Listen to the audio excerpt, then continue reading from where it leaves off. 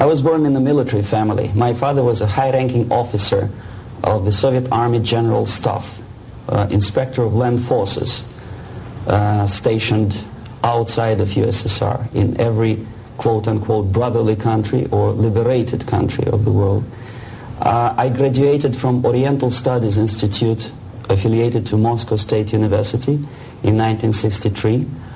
I started working with Novosti press agency, the biggest propaganda and ideological subversion organization of USSR, which is directly under KGB. Ostensibly, it's a public news agency. Novosti in Russian language means news, but there are no news. It's mainly propaganda.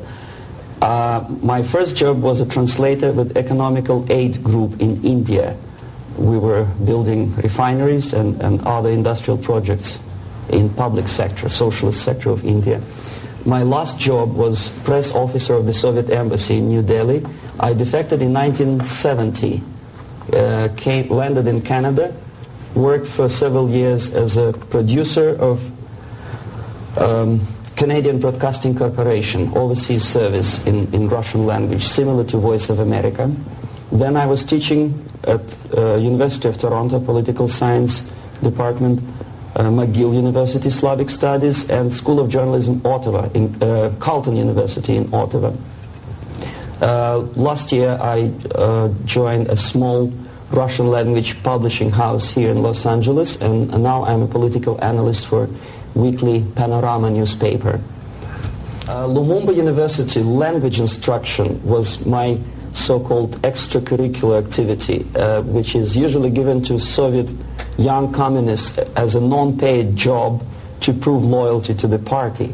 I was instructing students from Asia, Latin America, and Africa before they entered an ideological indoctrination class. It was mainly Russian language instruction, after which the students usually joined 2-year or 3-year extensive course in Marxist-Leninist ideological indoctrination, plus their own subjects of their choice, medicine, physics, chemistry, whatever.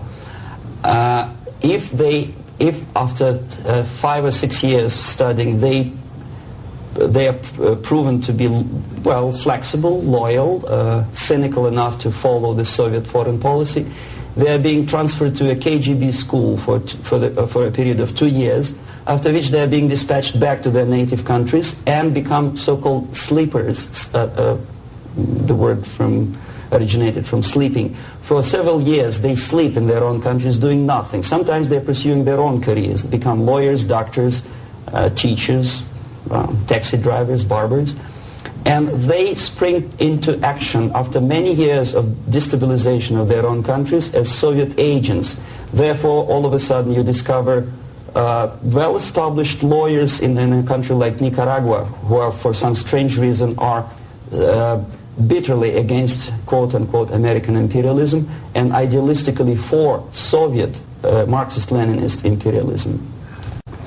I joined Novosti Press Agency before I graduated from the Oriental Studies Institute, where I studied Hindi and Urdu, 2 languages of Indian subcontinent.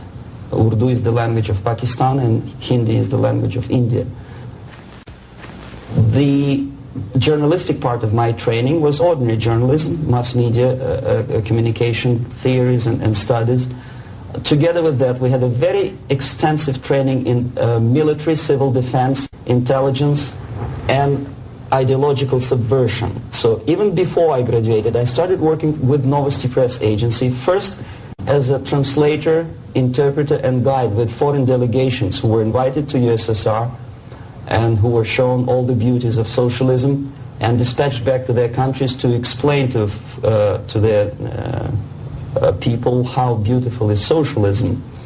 My role was directly linked with KGB activities of brainwashing and psychological assessment of these guests. If they showed any sign of flexibility, which means they showed that they were recruitable, I passed them over to professional KGB recruiters, and from there on they were actively being involved in ideological subversion and propaganda, both in USSR and in their own countries.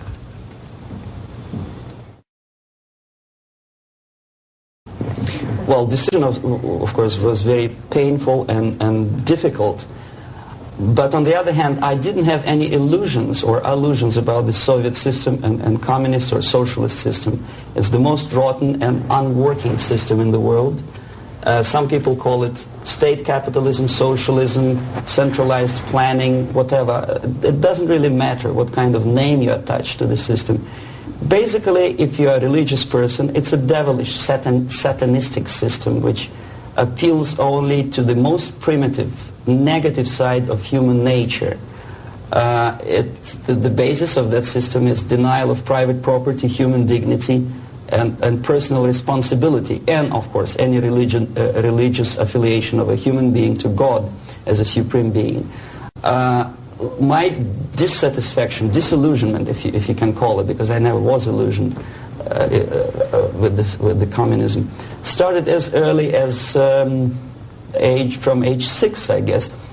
The first shock was after the Second World War, when most of the children of my age understood that United States is the friend with whom together Soviet people defeated Nazism, German fascism, all of a sudden turned into an enemy. And all of a sudden the propaganda turned 180 degrees around, and we were brainwashed in the spirit of hatred to everything which is American. But how could you explain to a child of 6 years old who owes his survival to American spam, condensed milk, egg powder, and things which you probably people never remember because nobody eats them these days, spam meat, you know what I'm talking about?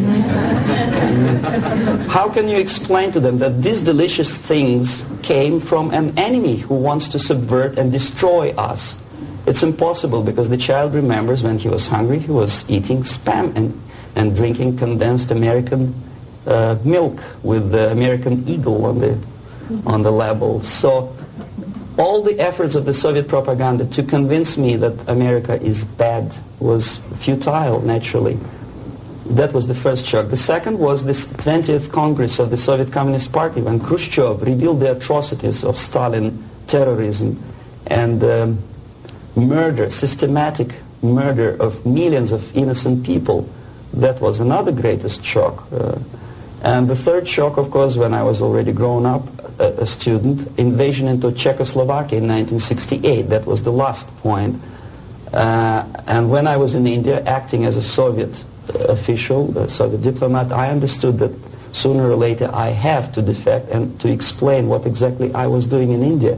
I fell in love with that country because at that time this country didn't do any harm to any neighbors, least of all to the Soviet Union. And yet we did so much harm to that country that I decided to defect and explain at first to Indians, then to American politicians, intelligence communities, and media. Unfortunately, I didn't have much success because my stories were treated with a great skepticism. I was called paranoid, McCarthyist, fascist, Cold War maniac, and other names which I don't want to mention here.